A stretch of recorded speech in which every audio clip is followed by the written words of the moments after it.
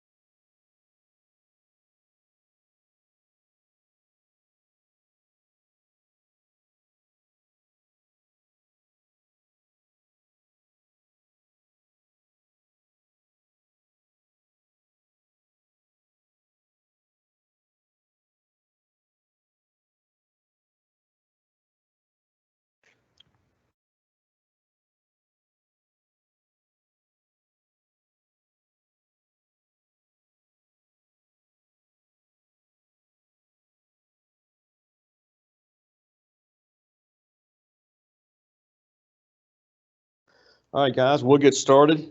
Thanks for checking in to EMS Challenge today. We've got a 15-second delay, so no audio for you guys asking questions. If you have a question, use the chat box feature. I'd like to thank Chief Warden Centerpoint Fire for supplying the help started today. So EMS Challenge, for those of you that are new to EMS Challenge, we started in 2014 to provide continuing education for the greater Birmingham area. You can kind of see what challenge stands for here. The goal is to provide relative real-time physician-led Con Ed to the EMS providers in the area.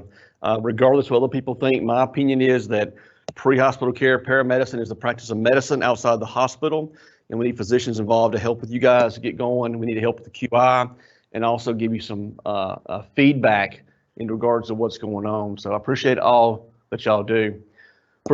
Today, Con Ed, you need to email Alabama EMS Challenge at gmail.com.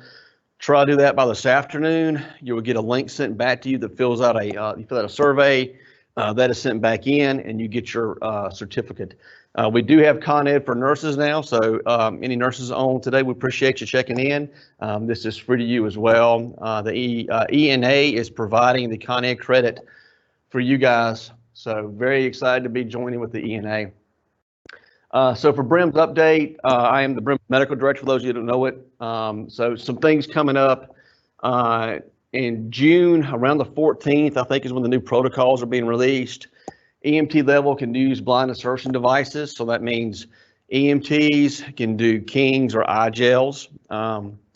There's some LMAs out there, but iGel is probably gonna be the one of choice for most people. We'll get a video out with education on how to do that here before June, and we'll talk about it on EMS Challenge either the second or third Wednesday of June as well.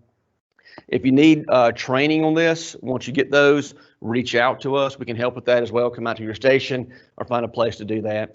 TXA is changing. It's been Category B. It will be changed to Category A.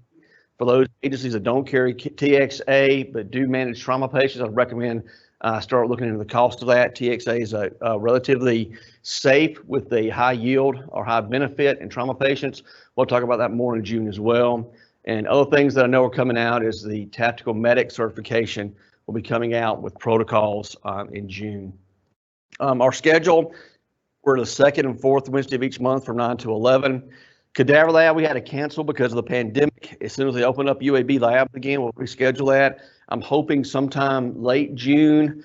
It may end up being August though, depending on what we have to do with the residents. Orange Beach is still set. It's the EMS conference for the state of Alabama. It'll be the first week of November, and that's a go. So go ahead and look into that. They're taking applications now for speakers. So if you're interested, now's the time to apply. One thing we'd like to talk about is wall times. The sad thing and the good thing is wall times are down now because of volumes.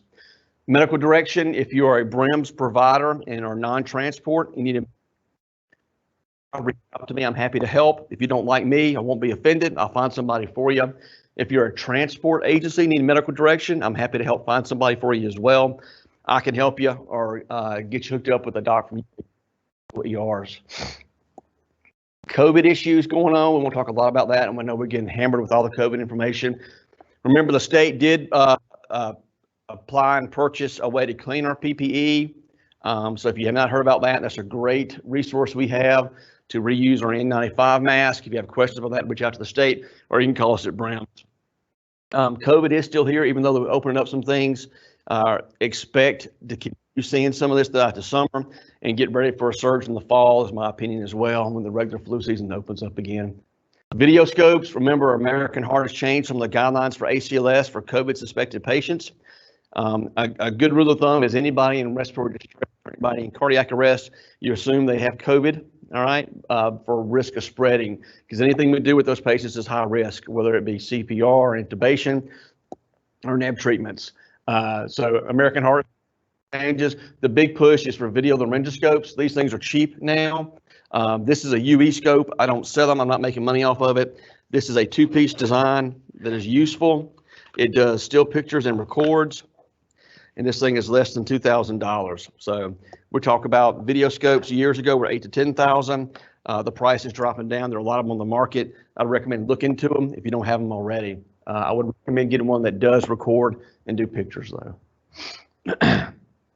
All right, we're gonna talk about some 12 leads, do a STEMI review, and take a quick break, and then talk about some non-cardiac chest pain. So when I look at 12 leads, I think of these as a screening tool. This is not some magical device that we have, but it does pick up certain things that can hurt people, all right?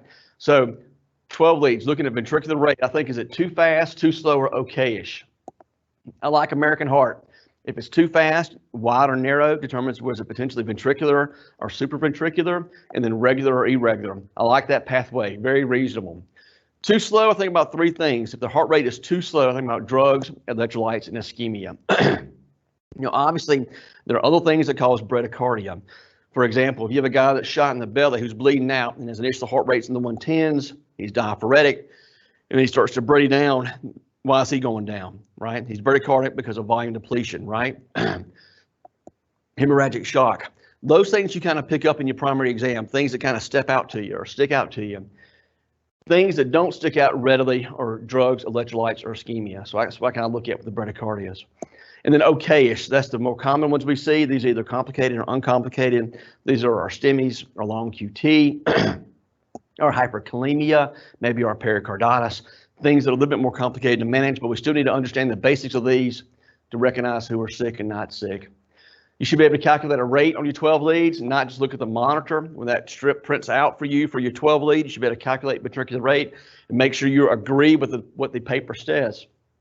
I use the box method, which is starting the box and say 300, 150, 100, 75. I really don't care from this point down, all right, until it gets to the point where I have to figure out how many have I gone to, all right? And when we start getting to 50s and 40s, I get very concerned. The ventricular rate that I think of as normal is between 50 and 140-ish. Less than 50 is usually cardiac in nature. Greater than 140 is usually cardiac in nature. Everything in between can be a response to something else. Now, you can have cardiac events in between there as well, but for the most part, those rates are pretty good. Interval duration, you got to know these. Simple stuff we all learned in medic school. So QRS, the PR interval, we learned in school, talking about heart blocks, prolonged PRs of first degree heart block. Those are not scary, they don't do anything, but first degree heart blocks are a sign of hyperkalemia, because with hyperkalemia, you get a wide PR interval, and then you get a wide QRS. So you should know those PR intervals, right?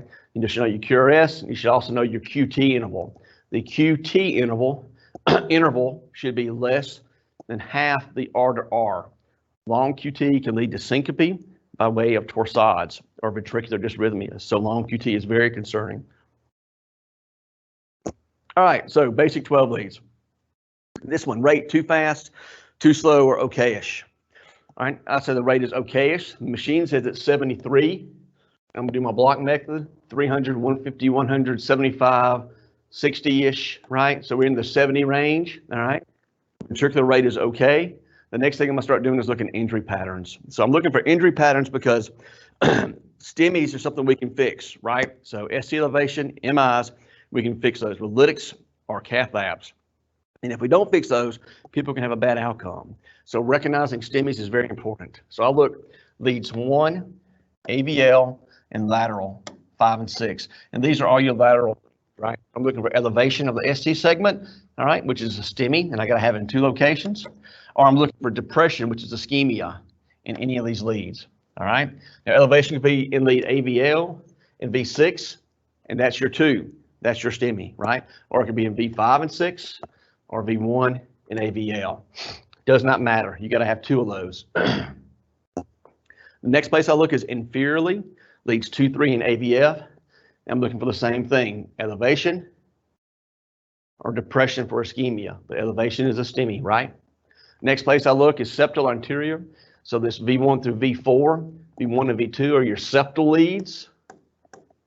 Kind of runs down the middle of the heart, and these are your anterior leads as well. So elevation there is concerning for obviously a STEMI, a MI. If you have depression in those areas though, that's also concerning, right?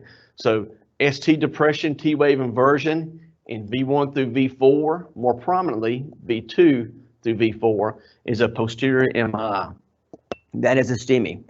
Machines usually pick that up, but not all the time. People talk about, do I have to get posterior leads placement and do a posterior EKG? In short, do I have to remove the leads from V3 through V5 and put them on the back to confirm this? And the answer to that is no. This is enough data to say, hey, this guy is a STEMI. Let's get him, put him in the system. Let's get him to the hospital and evaluate. In the hospital, if we have time to be academic, a lot of times we do a posterior 12 lead. And what you'll see there, if you got depression here and you move your leads, is elevation in these lateral leads, all right? But it does not matter. That is bonus points. We don't have to do that in the pre-hospital. I don't do it in the ER. If the cardiologist that comes down to manage my STEMI patient wants to do it, so be it. That's all cool. But this is enough data right here to say, hey, this is a posterior MI. This guy needs to go to the cath lab. The last place I look is lead AVR. For years, we said AVR was only good to determine if the leads were on the chest correctly. So if you're up in one, you should be down in lead AVR. And that is true. So good lead placement. But AVR, ST elevation lead AVR, and depression anywhere else, inferiorly or laterally or anterior leads, is a STEMI equivalent. In 2013, American Heart said elevation in AVR and depression anywhere else is concerning for a left main, left proximal coronary occlusion. All right. Now, it's called a STEMI equivalent. That means that sometimes if you have someone who is old, they have atherosclerotic disease, their left main is already very narrow, and they say they get septic, get a fever, and the heart rate goes up. What you're going to see is a gradual rise, ST elevation here, and depression. And we call that a strain pattern, okay? That person probably doesn't need a cath lab. They probably need fluids and fix their fever, get their heart rate down. But in the right setting, ST elevation, lead AVR, depression anywhere else is a STEMI equivalent. If there are any questions, please reach out in the chat box. I know sometimes I talk too fast, especially after caffeine. So if I got to slow down, put that in the chat box as well. This is a little diagram that kind of shows the anatomy. So remember my great artwork, that's the heart. This is the aortic valve coming off of it. The left main and right coronary, or left coronary, right coronary come off the cusp there. So ST elevation in AVR is right near the aorta. That's where you would suspect it. Right main is inferior, so this is a right-sided infarct, and we'll talk about those throughout the year. This is your lateral leads, and then this is the left main, LAD, right? So elevation here would be right down the front of the heart or the middle of the heart, all right, with depression being on the back side of the heart. So a nice little schematic, all right? All right, so first case, 62-year-old male. The complaint was chest pain for a day, got worse with movement. So what do we do? All right, so we have some protocols, which are kind of guidelines. I'm not a big protocol fan, but they're out there. It gives you kind of a pathway, like a pick a path adventure of what you're going to do. We've got an old guy that has chest pain. It's been going on for a day though, worse with movement, seems atypical for heart disease, but I still got a 62-year-old guy with chest pain, right? He was mildly diaphoretic, looked like he was uncomfortable. So what do we do? All right, things we can do. First thing we do is what? We get a 12 lead. Remember, we want to get a 12 lead early on these folks. All right, we want to get a 12 lead before we leave scene. We want to get a good clean 12 lead, try and run one in the back of the truck. Gets a lot of artifact. All right. So as we're getting set up for our 12 lead, what else we want to do? We want to ask past medical history. All right. So people give us a lot of extraneous information there. We want to ask what matters. Have you ever had a heart attack? You ever had a stroke? Are you on blood thinners? Are you a diabetic? If you're a diabetic, do you take shots or do you take pills? Okay. Keep it pretty simple. We don't need to get all this detailed work up front. We can get this on the back end en route to the hospital, but we do need to get certain pertinent information. Does this chest pain feel like your previous heart attack? If you've had a heart attack before, big red flags. When I talk about the diabetes, shot versus pills, if you think about folks that are on insulin are at more high risk for having bad outcomes, okay? They have earlier heart disease and worse outcomes. So if I have someone that's a diabetic that's on insulin, I put them in a higher box for risk, okay? As I'm doing this, I'm also getting my ABCs, I'm looking at the patient, and I'm getting my vital signs. We train our ER residents to get a history and then get a physical, okay, in the classroom. In reality, we all do that at one time.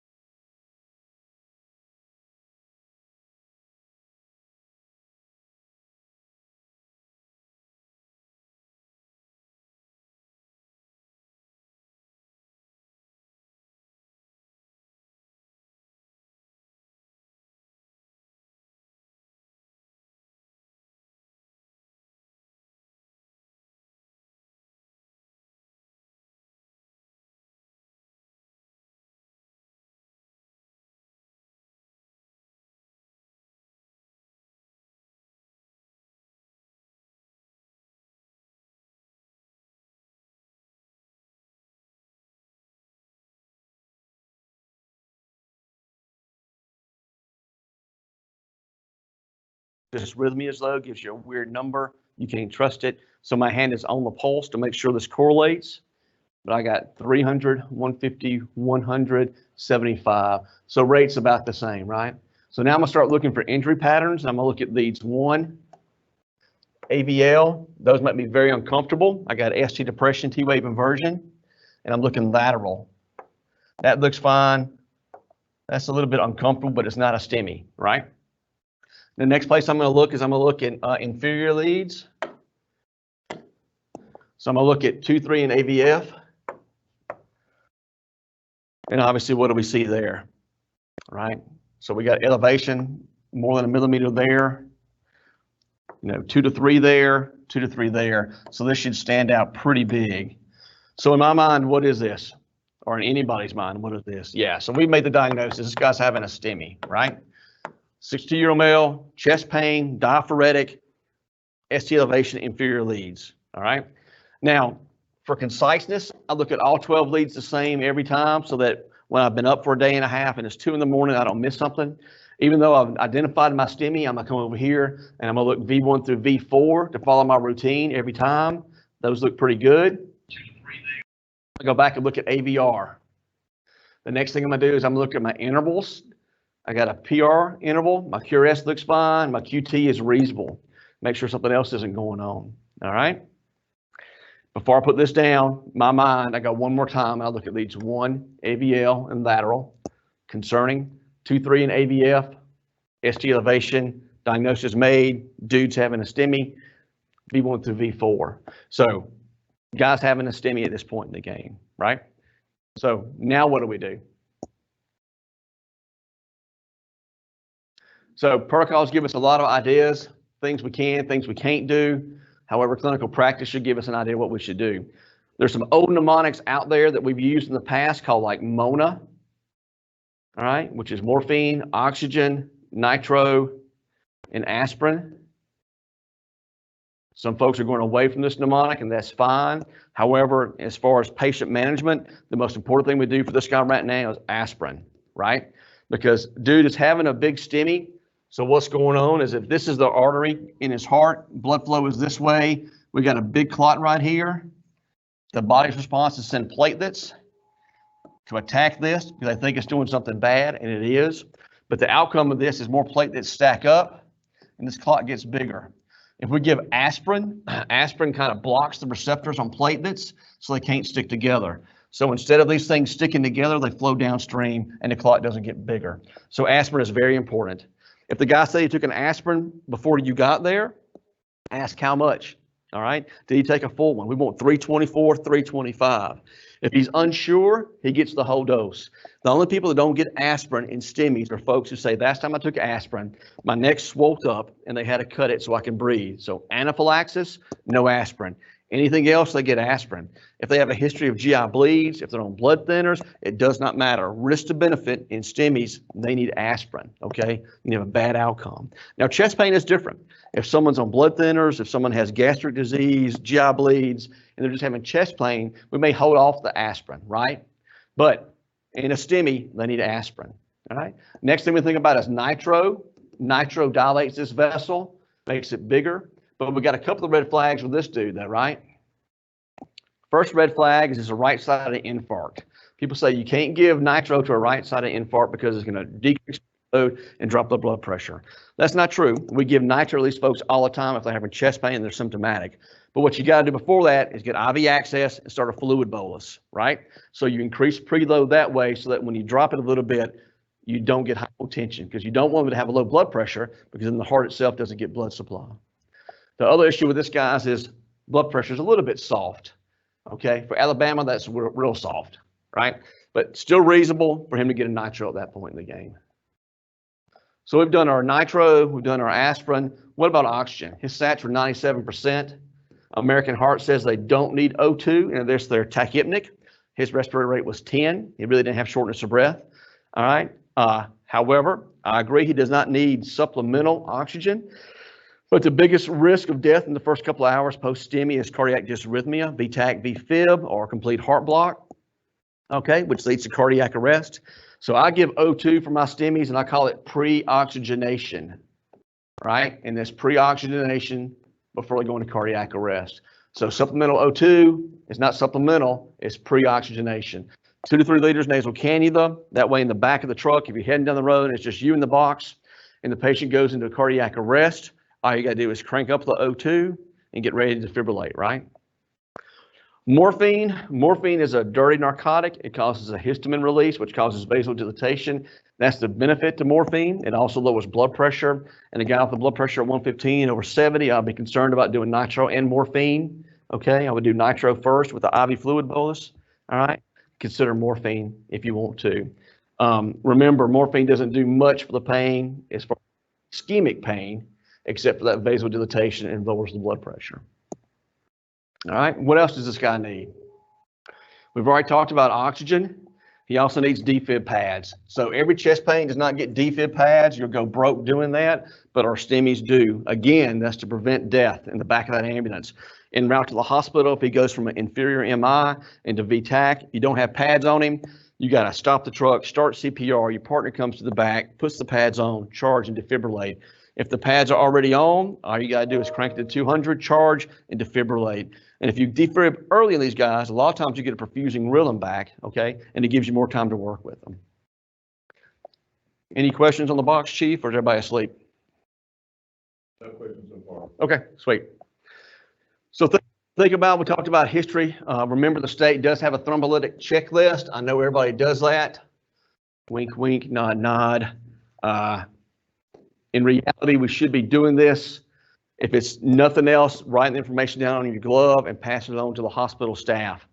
So we want to make sure that if this patient goes after you talk to them, they get to the hospital, and I know they had a STEMI. I can't send them to the cath lab if we're doing CPR, not to it. So I got to give them a blood thinner or a clot buster. So if that clot's in this vessel, and now they go into VFib, my two options are cath lab, balloon this up and put a stent. Hard to do with CPR in progress. The other option I have is I give them a clot buster, a medicine, TPA, the same thing we use for strokes. TNK is another one. Retivase is one that is used in pre-hospital world in other states. Hopefully one day it'll be here as well. It's a 2-dose drug that you give.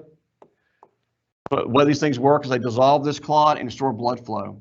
Problem is, if dude had history of a brain surgery or brain cancer, if he had ever had a hemorrhagic stroke or aneurysm in his brain, if he has active GI bleeding, those are pretty big risk, right? Because if I break this clot open here and he's got a recent head injury with blood in the brain, right, he's going to bleed out more and die from that. So I can't give a drug that's going to kill somebody.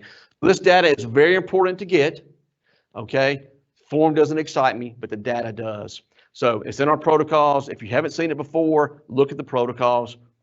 Or if you want to just go online and Google contraindications for lytics, same ones for stroke, right? So that way you ask questions as you put in the leads in this patient. Once you see STEMI, you're popping an aspirin in them, you're starting your IV, you're starting a fluid bolus for the inferior, and you pop in the nitro, and you're getting more information at that point. Now you want a little bit more than, are you a diabetic? Ever had a stroke before? Now you're going to ask specific questions. Any history of a brain aneurysm, head injury, ever had a hemorrhagic stroke? Are you on blood thinners? Do you have a GI bleed? Things that make it where I cannot give them a thrombolytic, okay? And that information needs to go to the physician at the hospital. It's great to give to the nurses. They can pass it on. But if the physician is not meeting you at the hospital for these STEMIs, or if there's not a physician at the cath lab when you bypass the ER to take this report, please email me. This should be a medic to a physician information. Questions, comments, statements? How's our time looking, Chief? We doing okay? Oh, wow, I'm talking way too fast today. All right, so we've talked about 12 leads. In my opinion, they're a screening tool, okay? It's not the end-all, be-all. There are some things we should understand about them. There's some things we should know and recognize where their weaknesses are. So reviewing from last month, this was a 56-year-old male with chest pain. All right, I know we looked at some of these EKGs then. So rate too fast, too slow, or okay-ish. So 300, 150, 100. So it's greater than 100, but remember my number, I still think 50 to 140-ish is reasonable. So using my pragmatic EKG approach to this, the rate is okay-ish. So the next thing I start doing is I'm looking for injury patterns, things that matter, make a difference in the scene pretty quick. I got T-wave inversions in one, AVL. I got some deep T-wave inversions over here laterally. It is not a STEMI, but it's definitely concerning. I go and I look inferiorly. Really don't see much for ST changes there. So inferior looks okay. I go and I look, next place I look is V1 through V4. So I got some ST elevation in V1, ST elevation in V2, V3, maybe a smidge, but not scary. V4 has got depression. So this is concerning, right? So we're elevated V1, 2, 3, 4. Now, some of the literature talks about you need 2 millimeters in male of elevation in the septal anterior leads and 1 millimeter in females. In reality, I'll use the 1 millimeter because I'd rather overcall and undercall. All right. But again, that's definitely concerning, right? So I look V1 through V4. All right. I got this could be concerning for posterior MI if it was in 2 leads, but it's just in 1. I come back and I look at lead AVR, and it may be up a smidge, but not enough to make me concerned. And I'm up in 1, down in AVR. All right. So if I were to look at this just like this, I would say this is a STEMI. All right. But we got to finish the process out. We've looked through our rate. We've looked through our ischemic changes. Now I'm going to go back and I'm going to look in my intervals. I got P waves. My P interval looks okay. All right. Maybe a little long, but still looks fine. Next thing I look at is my QRS. And that's a wide QRS, isn't it? That is not normal. That's greater than 120. So that QRS is wide. And I'm going to look at my QT. My QT interval looks fine. So now I got a wide QRS. So now I got to start thinking about bundle branch blocks. I got to say, is this a left bundle or a right bundle? And does it matter? And it does matter because left bundle branch blocks are really tough to determine acute MIs for some people. All right. So left bundle or right bundle is as far as we're going with this. All right. So how do we determine left bundle or right bundle? It's easier if there are folks in the classroom to ask the question to, but nobody's making eye contact but Chief Ward, and that kind of creeps me out. So, all right. So I'm gonna go over and look at V1. V1 is the key player with this. If I'm pointing down, it's probably a left bundle. If I'm pointing up, it's probably a right bundle. All right. The next place I look is I look over here in AVL. If I have no Q wave and I'm down in V1, this is a left bundle branch block. All right. So now here's the question. In the setting of left bundle, does this ST elevation make us concerned? It should always make us concerned in a 56-year-old male with chest pain, right? It should also make us concerned that a left bundle indicates there's something wrong with the heart. So they have underlying heart disease. The question is, do they go to the cath lab or not? All right. So rules for left bundle, I know we talked about last time, but repetition is the key to learning. And even if you watch every EMS challenge, you're still gonna have to look at these on your own. Wave Maven is a good web page, Life in the Fast Lane, whatever you like, as long as you're looking at a lot of these. You can't look at 4 or 5 of these one week and not see them again for a month and expect to be able to interpret them or read STEMI or no STEMI or left bundle or right bundle. You gotta do it every day. So I recommend when you get on shift, if you're not running 20 calls a shift, pull up some EKGs, look at 10 or 15 a day. It won't take you but about 15 minutes. It's gonna make you a better provider. And unfortunately, guys, or fortunately, 12 leads are here in the pre-hospital world, and you guys got to read them. You should be better than the guy at the urgent care. You should be better than the doc at the urgent care. You should be better than the internist. You should understand 12 leads, just like you do 3 leads. So what's going on with the left bundle? Remember, conduction, SA node, AV node, then it goes down to the left bundle and the right bundle. So when you get a bundle branch block, this has been stretched out, usually from heart disease, hypertension, something that's made this ventricle get big. So this gets bigger, and I kind of think about it as pulling on these wires and stretching them out and slows conduction through there. All right, so we can talk about vectors. Vectors usually makes people go to sleep. The key to this to think about is when conduction is toward the electrode, you get a positive QRS. When it's away, you get a negative. So we're looking back at V1. Is it up or down for a left bundle or a right bundle? So V1 is going this direction. If I have a left bundle branch block, conduction is slowed going through that left bundle. So we get a negative deflection of V1. When I have a right bundle, and you get slow conduction that lasts longer, so you get an upright QRS in V1. Now I know everybody's either yawning, crossing their eyes, or scratching their head. This is something you should get a grasp on. You should kind of understand the concepts one time and then go back, in my opinion, to memory pattern recognition, okay? Works a lot better. There's no way I figure out vectors at 2 o'clock in the morning when I've been up all day and worked 4 12-hour shifts. It's not gonna happen, all right? But I need to understand this, get that concept in my brain, and then recognize patterns. And for me personally, about every year I sit down and think this through pretty hard again. But I don't do it at 2 o'clock in the morning in front of a patient with a left bundle branch block and chest pain. Hey, Doc, we've got a question that came in. Oh, praise God, question. Can you touch on axis deviation, specifically right axis and bifascicular block? Yeah, so that's a little bit deeper on the left bundle or right bundle. We'll keep that question and I'll work on that for next time, okay? Oh, you're fine. There's also a question that came in about oxygen. So Okay. This seems to come up, all the time because of the AHA guidelines. The Right. National Registry perceives that. And so the question is, oxygen 2 liter nasal on all chest pains, regardless of SpO2 greater than 95? No. So regular chest pain, hemodynamically stable, not in a dysrhythmia rate greater than 140 or less than 50, and not having a STEMI does not need O2. So no O2. STEMIs, I give them pre-oxygenation. There is good data in the hospital that high flow O2 are Extra oxygen can make free radicals, which causes increasing heart damage. That data comes from looking at O2 being delivered over the course of 12 to 24 hours or longer. You should not have a STEMI patient in your truck for 12 hours.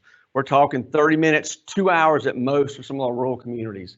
So I think that pre-oxygenation for STEMIs are for people in heart block that you're pacing or having to give atropine to, are people in AFib, RVR, or sustained VTAC with a pulse that we can't get out with electricity, or medications. Pre-oxygenation is reasonable because it buys you time if they go into cardiac arrest and there's just one provider in the back of the truck. But if you're taking a test for National Registry, you wouldn't even give STEMIs O2. If you're taking a test for a new job to work at a flight program, you probably want to do it either. The test book answer is no O2, and there's their hypoxic, tachypnic, or tachypnic, right? But I'm telling you from a practical management, if they're having a STEMI, they're high risk for decomposition. A little bit of O2 is reasonable. So if they go into cardiac arrest, you crank it up to 6 liters and you start your CPR. Sweet. And we'll get into bifascicular blocks at some point, but I want to make sure that we get the right and left bundles down pretty good first. So left bundle, QRS has to be greater than 120. It's got to have a wide QRS or it's not a bundle branch. There are a lot of things you can look at, but I look at a Q in V1 or down in V1 and no Q in AVL are the ones that I look at. So back to this guy. So we kind of looked at injury patterns. We know his QRS is wide. This is a left bundle branch block. We're up in V1. All right. So we know this is a left bundle. We're up in V1, V2, and V3. So how do we know if this is a STEMI or not? Just go to the cath lab. Before 2013, if I didn't have an old EKG in the hospital, I'd be calling cardiology. And if he's having active chest pains, a lot of times they went to the cath lab. We used to say that left bundle elevation always went to the cath lab. Then we started looking at some rules we can look at, and we can use what's called the Sgarbossa criteria. Hey Doc, I'm sorry to interrupt you. Oh, you're fine. So I know we just kind of went over it, but people are wanting clarification once again. You seem to have two defining criteria that tells you it's a left bundle branch block. Yes. And one of those is no Q wave, right? And I think people are confused about the QRS and the different components of the QRS. Okay. And so explain a little bit more about how you see that there's no Q wave. Yeah, there's no downward deflection in AVL. So the downward deflection is the Q wave. So QRS, right? So there's no downward deflection in AVL. So no Q wave. All right. Then I do have a Q in V1 and it's wide. So that's what it's kind of making me think left bundle. So wide QRS and no Q wave in AVL. Yes. If those two things are true, and there's a downward deflection in V1, then it's left bundle branch. If Correct. there's upward deflection in V1, it's a right bundle branch. Basically, yes. Right. And there are other formulas that some people use. Cardiologists try to make this, they have a more complicated way. But for practical purposes in the ER, what I manage with and what I think is fine for you guys, this is the way to decide it. Wide QRS, you look at V1. Down is left. Somebody told me about a text last week. I was talking to a buddy. It's like turn your turn indicators. You push down to go left, left bundle, up is right, and then no Q for the left bundle. So we kind of talked about reasons, causes for left bundles already. But the thing I want to talk about now is Sgarbossa's criteria, and I know we touched on it last time. So when you have a left bundle branch block, you use Sgarbossa's to determine is it a new STEMI or not. So concordant ST elevation, so ST elevation in the direction of the R wave, QRS complex, is always concerning whether it be left bundle or not, right? That's a STEMI in a regular EKG or a left bundle. Obviously, the posterior side of this, we got, this is a V1, 2, 3, or 4. They say just a 3, but concordant ST depression, QRS points down, T wave down. That's concerning. That's a posterior, just like every other EKG. This is the one that we can kind of play off a little bit. It's called discordance. So QRS goes down, T wave goes up. As long as it's not more than one big box, that's okay in a left bundle. All right, so that's reassuring. So discordance in bundle branch blocks is good. Discord is good. So this is that EKG we looked at. We know it's the left bundle because the QRS is wide, right? Everywhere we look is wide. There's no Q here, wide and down, so it's left bundle. So left bundle, and I got ST elevation there and there and there. That's 1 millimeter. That's maybe 2. That's maybe 3. So by Sgarbossa, this does not meet cath-lab activation. This is not a big STEMI. Now again, there's no way, guys, for y'all to understand this concept unless you look at a lot of these. So I recommend when you're done with this, Google left bundle branch, look at them. Google a normal EKG and look at that and kind of get the difference there. So this one is one I would not call cards on right now. He still gets aspirin. He'll still get nitro if it's not contraindicated. He may get a little morphine. He gets oxygen if he's hypoxic or tachypnic, all right? But otherwise, he doesn't because he's not having a STEMI at this point and he's not unstable and it's not pre-oxygenation. So that's the left bundle. Here's another left bundle we can look at. So we kind of go back. Even though I look at this and I see this wide QRS, my brain is already thinking, okay, down, no Q, it's a left bundle. But I got to go back and force myself to look at injury patterns. So I'll look at one AVL and lateral. All that looks good. A little bit of ST depression, but it's discord. And remember, discord is always good in left bundles. 2, 3 in AVF. V1 through V4. I'm up there. I'm up there. Up a little bit there. I look at AVR. That's down. That's up. My leads are on good. And I know my left bundle.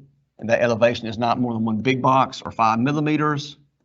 So no Sgarbossa. But remember, just because there's no Sgarbossa, if they're diaphoretic, nauseous, having chest pain, okay, they're probably still having some kind of cardiac event. Left bundle tells you by baseline they have underlying heart disease. This just defines, do we go to the cath lab now or we get a few labs first? Yeah. So machine says 67. I would say 300, 150, 100, 75, and then I forget the next number. But it's not enough to make me start really getting concerned. The other way I tell the rate on somebody is my hand goes down on their pulse, right? This person also says AFib. You don't see a lot of atrial activity, and that again goes on with underlying bad heart disease. So they're a sick patient at baseline. We talked about discord. Let y'all look at that one. Let's see what our time looks like so I don't ramble on too much. Oh, we're doing fine. So too fast, too slow are okay. The machine says rate is okay. My hand's on their pulse. Should be on the pulse beforehand, before I even did this 12 lead, right? So heart rate's regular, 70-ish. All right. Leads 1 in AVL, depression there. Lateral. That makes me uncomfortable. That makes me uncomfortable, right? So that's ST elevation, and that's actually in 2 leads. So at this point in the game, I can say this is a lateral MI, and I can be done with it. My brain's still going to go back, and I'm going to look at inferior. All right, that doesn't look good, right? Big elevation there, hyperacute T waves, 1 millimeter elevation there, and then this looks like a Pac-Man ghost, right? I guess he doesn't smile, right? So very concerning. I go look at V1 through V4. I got some depression here. All right, that looks reasonable. And I go back and look at AVR. Now this is weird because depressed AVR is fairly atypical, but I'm up and down in AVR, so that's reasonable. All right, so I've already said this is a STEMI. But now, if I want to be kind of cool and I'm tired and I'm looking at it right off the bat and I don't have a pattern to recognize changes, I may have looked here first and say, oh wait, there's no Q wave. There's no Q wave there. And this is down and that QRS is wide. This is a left bundle, which it is. So then I start looking at this stuff and I think, okay, well, that's fine because in left bundles, you really can't tell. But remember, ST elevation, left bundle, right bundle, no bundle is concerning for a STEMI. So this is concordant ST elevation. That is a STEMI, right? This one, this is discord. QRS goes down, T wave goes up. Discord is reassuring in a left bundle, and that's not more than 5 millimeters. That's definitely not. Well, that's just one, and that's concordance. So if I had just these,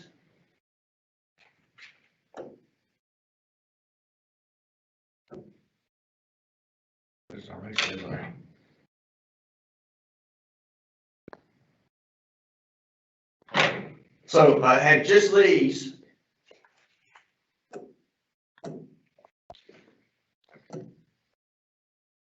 did not have this stuff over here, and this was normal, no elevation, this would not be a STEMI, because it's a left bundle.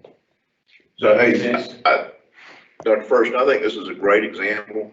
And one thing I've been curious about, I don't know, maybe you know, but when the patient has a left bundle branch block, it seems like to me that in the algorithm of the machine, it never says STEMI when it detects left bundle branch. And this is an example of a STEMI that has left bundle branch block, and the machine doesn't seem to be saying anything about it. So this is a place where we could really make a big difference in the patient. Exactly. So what we have relied on in our region and our state is we're looking at the machine to say STEMI or no STEMI. And I don't know the exact numbers, but the machine is not completely correct. Is it 70% correct or 90% correct? Couldn't tell you, but I know it's not 100% correct. What is correct is a provider, a medic, a doctor, a nurse that looks at this, applies it to the patient, and can read basic 12 leads, just like what we're doing here. Nothing fancier than I'm doing on this board for you guys. All right. So this doesn't say STEMI. So if you're relying on this, and we're a pre-COVID hospital status where there's wall times and delays, and you show up at a hospital and you got this old dude with chest pain talking to you, smiling, laughing with his EKG, but kind of diaphoretic, and you're on the wall for 20 minutes and nobody sees this EKG. You finally get in the room and it's still 40 minutes till a nurse or doc sees the EKG.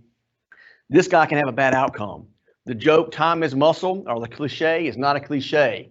This guy needs lytics or a cath lab right now, or he's going to have more heart muscle damage. He's already got a left bundle, so something's bad underlying in his heart. And if we do more heart damage, he can have congestive heart failure. He can go into VTAC or VFib. Okay, he can have a heart block, have a very bad outcome. So back to what I've said every class for the past several years is you guys got to read 12 leads.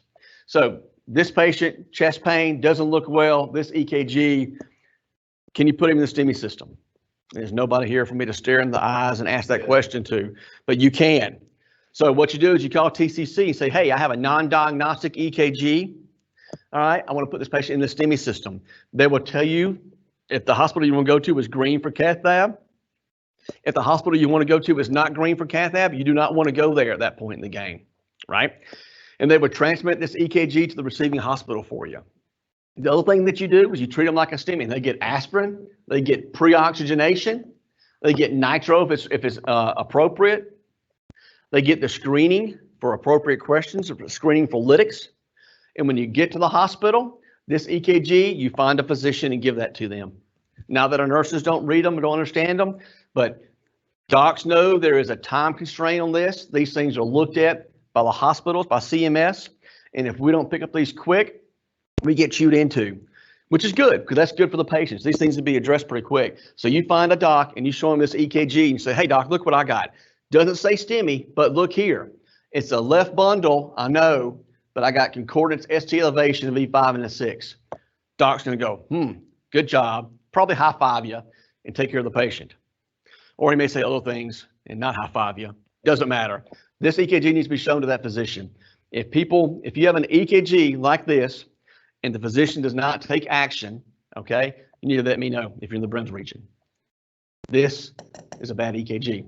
Now, if that doc pulls up the EKG from this dude from 2 days ago and it looks the same, that's different.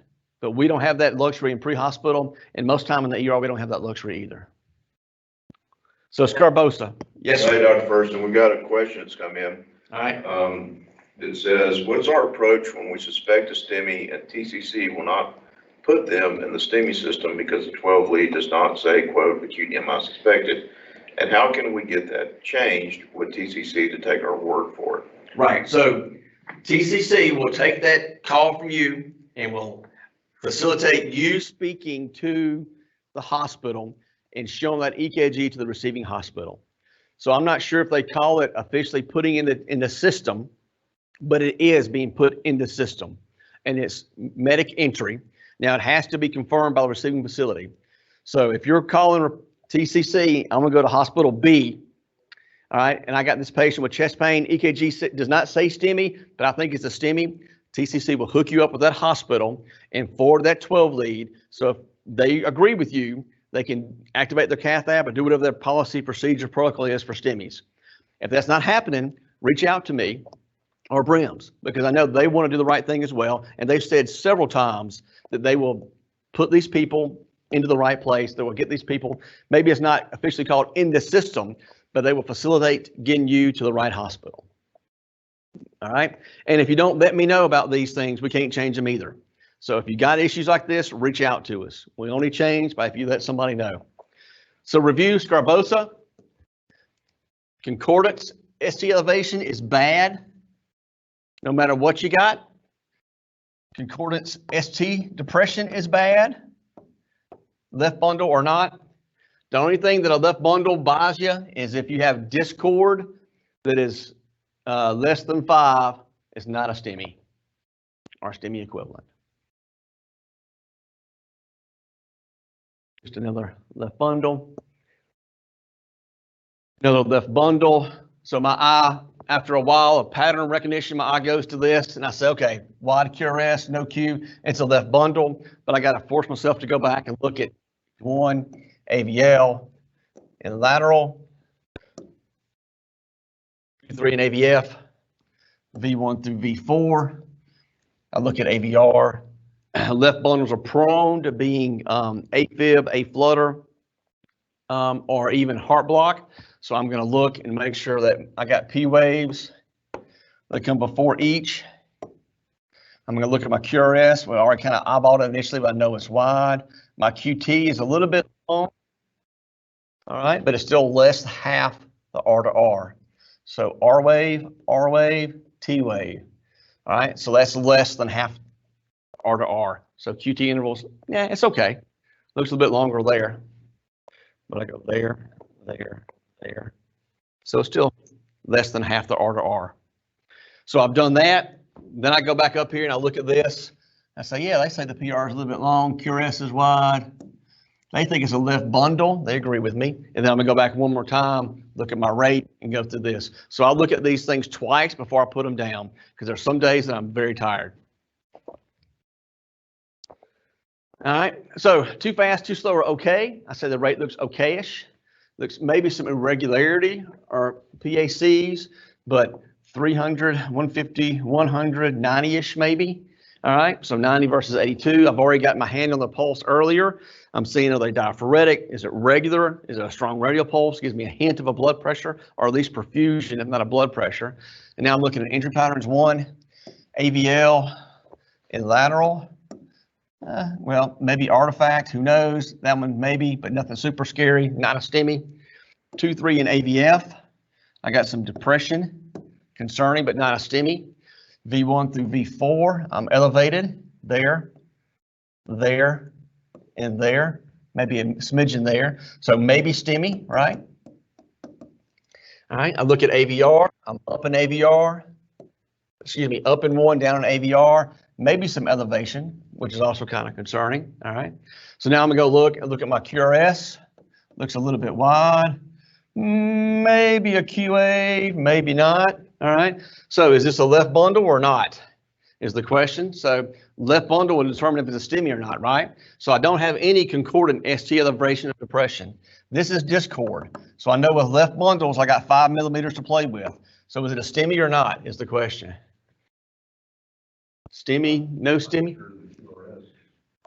Yeah, exactly. So the machine says the QRS is only 92. So I'm been up for a while today already. So I kind of misjudged that by eye and I didn't count it.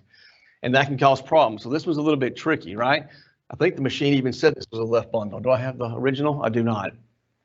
But I do have a little bit of a Q here. I do have a downward deflection, but the QRS isn't greater than 120. So that means this is not a left bundle. So that means that left bundle rules do not apply. So this is now a STEMI. So now this guy definitely gets the aspirin. He gets the O2 for pre-oxygenation, right? He gets that STEMI screening tool we talked about, looking for lytic issues, all right? And he gets put in the system. So that was a tricky one. Anybody know what that is? Let's trichomonas. Get it, tricky? This is better with a live audience. Oh my gosh. Hey, so would it ever be, if we have a patient with any acute coronary syndrome symptoms and the 12 leads is non-diagnostic, or we're not sure if it's left bundle branch and meets Sgarbossa or not. Yes. Is aspirin ever really a mistake? No, if they have, if they are have anaphylaxis, I mean, obviously we're not going to give it to them. Some people don't like to take aspirin if they have gastric ulcer disease, if they had a gastric bypass, if they have GI bleeds. If they're already on a blood thinner, a lot of physicians tell the patients not to take aspirin. So some people will refuse to take aspirin in those situations. And if it's not a STEMI, that's reasonable. Cool.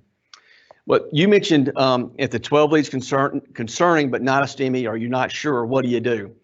You repeat that 12 lead over and over again and see if it changes. Somebody having a STEMI, they're not going to have ST elevation consistent over the course of 20 or 30 minutes. That EKG is going to change. They're going to get a wide block, going to new left bundle. They're going to become bradycardic, going to heart block. They're going to VTAC or VFib. They usually change. It is a dynamic change. So serial EKGs are very important. The other thing that would help, I think, is regional med control. Somebody you can call and shoot a picture or a text to this 12 lead. We have a doc on call 24/7. They can look at those. So those are things I think will be pretty cool. So here's another one. Too fast, too slow, or okay. Machine says the rate is okay. I've already felt the pulse. It's okay-ish. I'm doing 300, 150, 175. So 60-ish to 70-ish rate. I'm looking injury pattern. That concordance, 1 millimeter. It's minimal, but it's there. I look at V5, that makes me very uncomfortable, all right? V6 looks fine, 2, 3, and ABF is reasonable. V1 through V4 is like, holy moly, what is up with that, right? So very concerning. Now look here, next thing I'm gonna do is I'm gonna think about my intervals. PR is fine, QRS is narrow, QT. This is not a left bundle branch block. What is this? This is a STEMI, right? If you miss this, it's time to take a break, go back to school. Big freaking STEMI. What does the machine say? Pacemaker rhythm, no further analysis. So that being said, if it really was, it's not a pacemaker rhythm. I don't see any pacer spikes. I'm not sure where the machine got this. The machine may have been doing a black and mild that day. I don't know. But even if it was a pacemaker spike, you had a pacer spike in here, you can use Sgarbossa's criteria to interpret pace rhythms. So by Sgarbossa, all right, I don't have a YQRS, but if he's paced and I see this, and this is greater than one big box, right? That is ginormous. That would still be a STEMI. This would too, because it's concordance. So it doesn't matter. Pacer, no pacer, left bundle, no bundle, whatever. This is a STEMI. And this is another one the machine did not pick up. And this guy sat on the wall in the hospital, he'd have a bad outcome. So one thing about that is that's a physio control life pack machine. And there's a setting on the physio controls to turn off pacer recognition. Right. And a lot of people, I think it comes defaulted with it on, but somehow a lot of them get turned off. Yeah. But even with it on, it shows arrows, these big arrows at the bottom. Yeah. But who looks across the bottom of the EKG? Yeah. It's easy to miss. Yeah. The pacer thing is kind of confusing to a lot of people. So I'm glad you went over that Sgarbossa Can be used with that. can still be used. Right. But my big point, guys, is if you're going to be a medic in the year 2020 and beyond, you've got to be able to read 12 leads. We've been saying this for a long time now. Sgarbossa's works. We talked about that. Original concepts, paramedicine, ABCs. We do a great job with that. We originally learned 3-lead EKGs. We are the guru masters of junctional rhythm, third-degree heart block, first-degree heart block, those things, which is great. That's all we really had when paramedicine started. There was no cath ab and no lytics. Now there is. Now there are cath abs, there are thrombolytics. There are thrombolytics being given in the pre-hospital world, and just to state away, they do Retivase. If a patient has a STEMI, they go through that lytic checklist. If there are no absolute contraindications, they give Retivase. If patient reperfuses and gets better, we high-five each other and smile, go to the hospital and do a cath later on. If they don't, they get a second dose of Retivase and go to the cath lab. So these things are coming to Alabama at some point, and we got to get ready. Chief Ward's favorite singer, all right? I know I've pushed in the past. In the hospital, you get 10 minutes to do an EKG on every chest pain or every ACS equivalent. So if I got a 70-year-old with nausea and vomiting, and I don't get an EKG within 10 minutes, and I get one 34 minutes later, and she's having a STEMI, the hospital will come down and ding on me, which is kind of good and kind of bad. Good for the patients because it pushed us, but sometimes it's unreasonable. That's a different story. Early 12 lead needs to be done on the scene to determine where you're going to go with that patient. All right, it's got to be a clean 12 lead. It cannot be artifact. So this is the 12 lead we showed earlier, the first case. All right. I'm going to give a big shout out to Leeds Fire and Rescue. All right, this was from last week-ish. All right, this is a 62-year-old male. The vital signs we saw earlier were the same ones. I think BP was 115. Heart rate was in the 70s. Respiratory rate, I need to buy these guys a burger. Respiratory rate was listed as 10. So I think that was actually a real rate, unlike the 16 that everybody else gets on every chart I've ever seen. And they're dead and they get 0.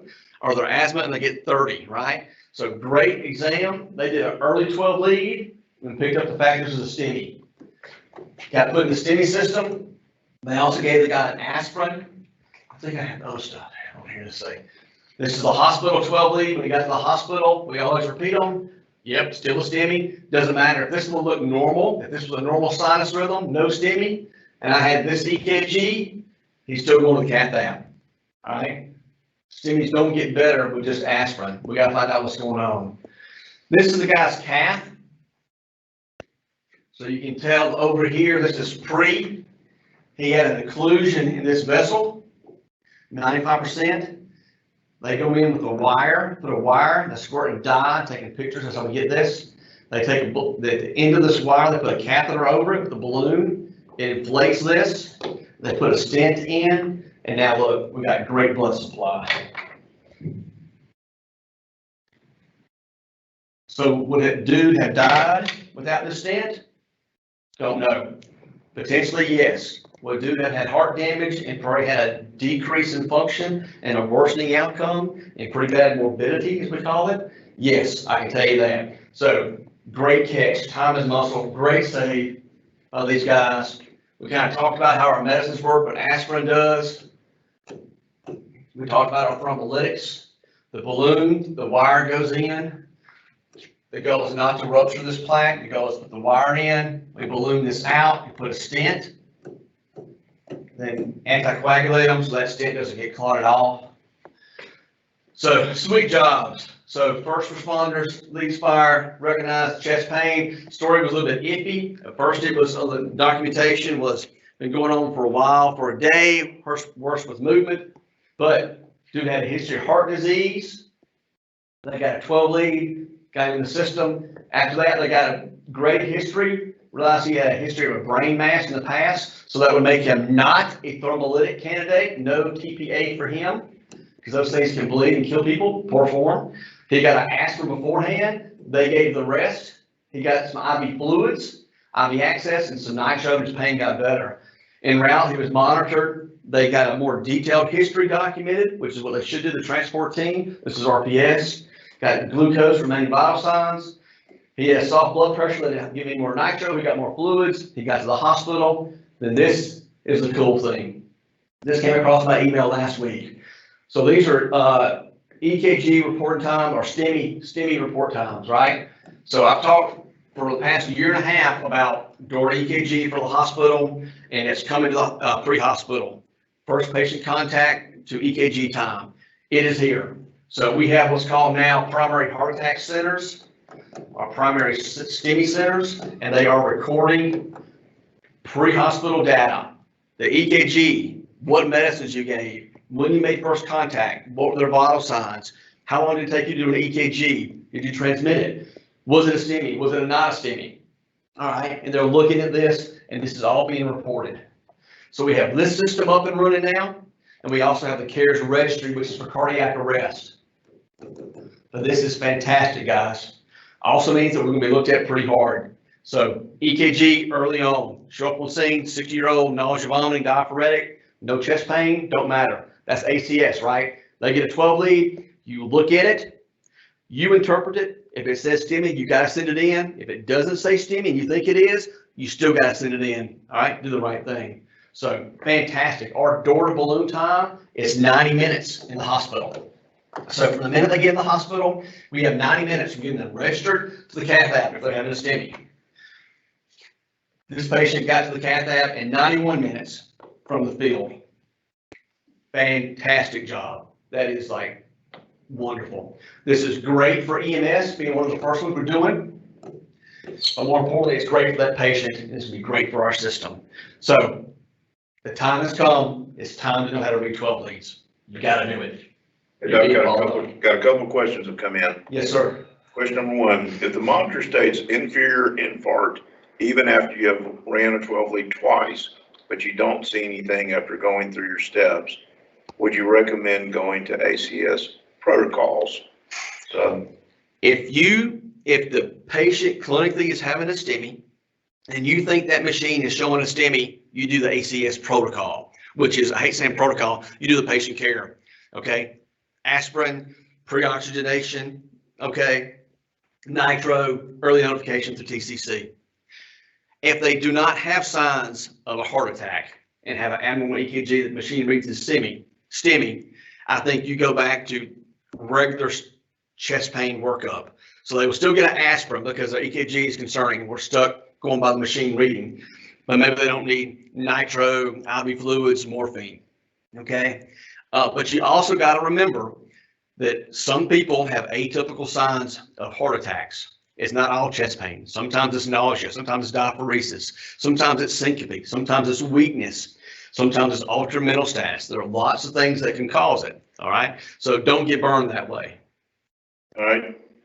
Question number two. Yes, sir. Is there a correlation between the size of the ST elevation on the paper and the size of the blockage? You would think that the worse elevation, the more heart damage. But I'd have to actually go to Wikipedia and look that one up. I don't know. I would say that the ST elevation is caused when there's infarct all the way through the cross section of the heart. So if we're looking at a standard 12 lead, that would be cross section of the left ventricle. Yeah. And that yes, the bigger the ST elevation is, actually the larger the infarct area. The dead area is, because electricity don't go through dead tissue. Right. Yeah. That's what causes the ST elevation. Yeah. That makes sense. I'm not 100% sure, but that would be my guess. That's my guess as well.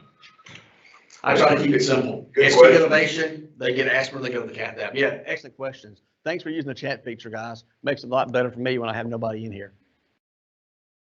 All right, let's take about 5 minutes, then we'll come back and talk about chest pain that is not cardiac in nature and get through as much of that as we can. Again, if you have questions about anything that's going on, use the chat feature and we'll answer those when we start back up. So take 5. Thank you.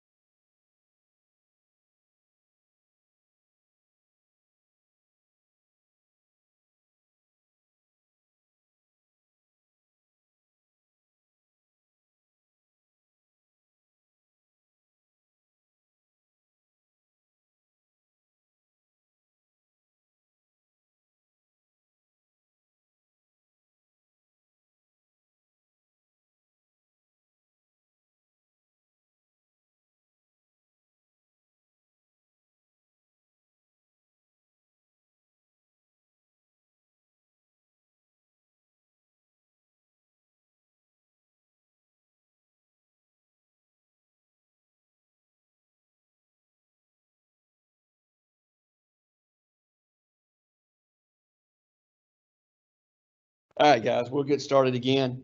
Can you hear that, Chief? Okay. Take those off. All right, I think that's good. We'll get started. We're going to talk about chest pain that is not cardiac in nature. So a lot of things can cause chest pain. The 6 life-threatening diagnoses we think about from the ER standpoint is obviously ACS, which we talk about, first hour every EMS challenge, dissection, pulmonary embolism, pneumothorax, tamponade, esophageal rupture, or the big 6. If there was a test for residents or med students or medics, those are the big 6 we think about. So chest pain is a big complaint we get both pre-hospital on things you transport and things that you PRT, I know. We also see a lot of chest pain in the ED. So being able to recognize who is sick, who is not sick is very important, okay? Semi-inappropriate humor, I'll keep it reasonable. There's nobody to laugh in the classroom anyway, right? So you got to think about what's going on with the patient. Are they sick or not sick? So dude stabbed multiple times in the back, obviously they're sick, right? So we're not going to spend 20 minutes getting a history of physical. We're going to do a quick ABC, initiate life-saving interventions, and transport as needed. So this dude gets thrown in the back of the truck, moving down the road as we're doing a history, as we start IV access, as we're giving TXA, high flow O2, looking for big pneumothorax, things like that. Versus the medical patient who's in cardiac arrest, we get on scene. We don't throw them in the back of the truck and rush to the hospital CPR. We manage that medical event on scene. We okay, sir? Okay, just making sure. So every patient encounter, you look, are they sick or not sick? Is there something life-threatening going on? Do they need to intervene right now, or do they need to step back, take a few seconds, all right? And on that note, for the EMS folks watching today, this is preaching to the choir, the guys that I know that those of you that routinely listen to this, you know, want to do the right thing. But remember, when you arrive on scene, don't always trust what dispatch tells you. Not that dispatch is wrong, but sometimes things get mixed during the passing on of information. So if you walk up 3 flights of steps to check on a patient who hurt their ankle, and you get up there and that patient is blue and in cardiac arrest, and you left your defibrillator and ambu bag in the truck, somebody's running 3 flights of stairs to get that. And it's going to be a delay in taking care of that patient. So be prepared for the emergencies. We have a lot of junk we take care of in the pre-hospital world. Same in the ER, a lot of junk. But you also have things that actually you can make a difference and save a life. So don't mess up and not be ready for that. And then another inappropriate humor. Do you need an ambulance? Yes, no, but no in a different color. Actually, right now, everybody wants more patients anyway. We want the volume. So possibilities of chest pain, the differential diagnosis, you can hear me say that a lot, or the alternative diagnosis are a lot. So ACS is part of unstable angina, STEMI, ISCHEMIA, coronary spasm. Those are real things. That all runs together. That's a big word. I'm from Mississippi. I don't say big words. Cocaine use can cause some angina, pericarditis, myocarditis. The difference is pericarditis is an inflammation of the sac that's around the heart. So you get irritation, they get into chest pain, some EKG changes. Not super scary, but needs to be managed. Myocarditis, the infection has now gone from the pericardium into the muscle. Very bad. Sometimes you see EKG changes that look like STEMI as well. All right. These guys, if you give them a thrombolytic and there's inflammation in the sac and that tissue is raw and irritated, they can bleed into that sac, and then what do they get? They get tamponade, which I don't have on this one. All right. And that can kill people. And if you just gave them a lytic and you don't give them tamponade, you really can't go in and do surgery and remove that fluid, right? Medullary wise tear, cholecystitis, gallbladder issues, pancreatitis, esophageal pain, pneumonia, biliary colic. Pancreatitis is a big one. A lot of folks that I see with left-sided chest pain, nausea, vomiting, they always check for pancreatitis in those folks. Pretty common. Pleurisy, pneumomediastinum, we'll talk about a little bit. Muscle strain, rib fractures, arthritis, costochondritis. Don't really care. I mean, I care because I don't want people to hurt, but it's not going to kill them. And I don't try to rule these out. I try to rule out those big 6 things we talked about. And this is what who the heck only knows. I'll kind of change it up to be polite. Mnemonic, I'm not a big mnemonic guy, and if you've been here long enough, you know that. I like ABCs. I kind of like the monomnemonic, but this is the old cart. So you can kind of look to see what kind of chest pain they got. Onset, location, duration, character. You can put what it favors, kind of changes from old cart to something else. Associated symptoms. So whatever you use is fine. It doesn't have to be this, but you got to have a way to figure out, when did this start? What does it feel like? Have you ever happened it before? Does it radiate? How long does it last? All right. The pain scale, we have to have that for CMS and in the hospital, but I don't really like to ask the pain scale. I say, how bad does it hurt? A lot of times I give you a number these days, but I make a subjective kind of pain scale for myself. Associated symptoms gives you a lot of information. Nausea, vomiting, you think ACS. Shortness of breath, you think ACS. Pneumonia, PE, CHF. Weakness could be any of those as well. Diaphoresis is always a bad sign unless you live in Alabama between the months of February and November, and then it could just be hot. And then syncope makes me think of electrolytes, long QT, cardiomyopathy, and then what makes it better or worse. If somebody tells you they have chest pain and you say, well, does anything make it better? And I say, yeah, every time I go run 5 miles, I feel great. Probably not cardiac in nature, right? So things to think about. Important questions. Let's see. History classics. So tearing, severe radiating back pain. People think about aortic dissection. Crushing pain, substernal, exertional radiation. MI, ischemia, unstable. So when you think about classic chest pain, so people talk about classic chest pain for a cardiac event is left-sided chest pain going to the jaw or arm. The way you get defined as classic in the textbook is 25% of the people who are found to have that disease show that symptom. So that means that 75% of the people who have that disease do not show that symptom. So don't get confused in the fact that classic symptoms are not always what they're cracked up to be. So let's move on through. So physical exam, things that make a difference, sick or not sick, we talked about that.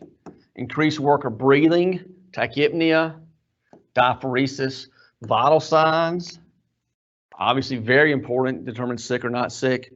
And fevers, most people with a fever are not having a STEMI. All right, things like that. Cardiovascular, you're looking for regular pulses in upper extremities. All right, and in the groins. All right, gives you a good idea. Is the vascular status intact? Breath sounds, important. Belly exam, extremity exam, and then neurological focal findings. And we'll talk about why that's important. So we talk about ACS enough. Let's talk about aortic dissection. A dissection is a tear in the muscle of the aorta. So remember, arteries have muscles. Veins do not. All right. So the muscles help push that blood flow in. So the heart pumps to get a systolic blood pressure. It pushes the fluid down, and then the arteries also constrict to further it down as well. So what a dissection is the lining of the muscle and the outside of the vessel tears. So now blood is going downstream and also into that false lumen, and that hurts. So they get a tearing or a crushing type chest pain or back pain or belly pain or even neck pain, okay? And if this doesn't rupture, they have that pain. If this goes through here and then this ruptures, what happens? They die, right? Massive blood loss. But you can see here a cross section. This is the lumen, the muscular lumen that the blood should go through. This is a tear in that lumen with a blood clot in there. So these can be very small or very large.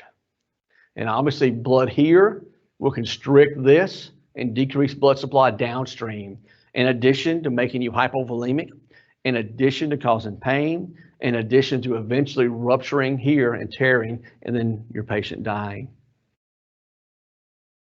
This is a CAT scan looking at the patient sideways. So their head is up here. They're looking that way. This is their heart. This is their liver. This is the aortic arch. And you can see right here is a discrepancy. And now you see that vessel is torn. So this is a guy who's like, oh man, I was minding my own business. I'm saying my chest are hurting. Now I'm diaphoretic. Can't catch my breath. A lot of chest pain. All right. So mortality 9% if misdiagnosed. And actually, even if diagnosed, the mortality rate's pretty high. More males than females. Most folks have hypertension at baseline because that's what causes this, bad hypertension. You also see it in folks who have chronic hypertension. They get calcifications through here. The older you get, more calcifications. And then you start smoking some coke, you get hypertension, and that will kind of tear and rip. All right. Most of this is sort of like the subarachnoids we talked about. Acute onset, severe chest pain, sometimes belly pain. All right. Tearing sensation. And you can see here on this, this can work all the way down to the abdomen. Sometimes you get super descending and they'll have back pain, flank pain. Sometimes you get neurologic findings because you cut off blood supply to the nerves that function that. You can also have this dissect back down into the heart and tear into coronary arteries, and you'll have a STEMI. So if you're having a stroke, left-sided weakness, and you got a STEMI on EKG, that is a dissection until proven otherwise.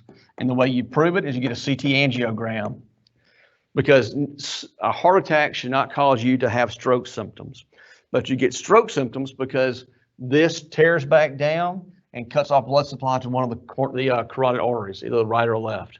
So STEMI and stroke is a dissection until proven otherwise. And if you're not careful and you don't think about it, what happens is if it's just a stroke-like symptoms, and now I give this person a thrombolytic because their CAT scan shows no blood in the brain, what did I do? I just killed them, right? Because they have a big dissection and the bleeding into the chest.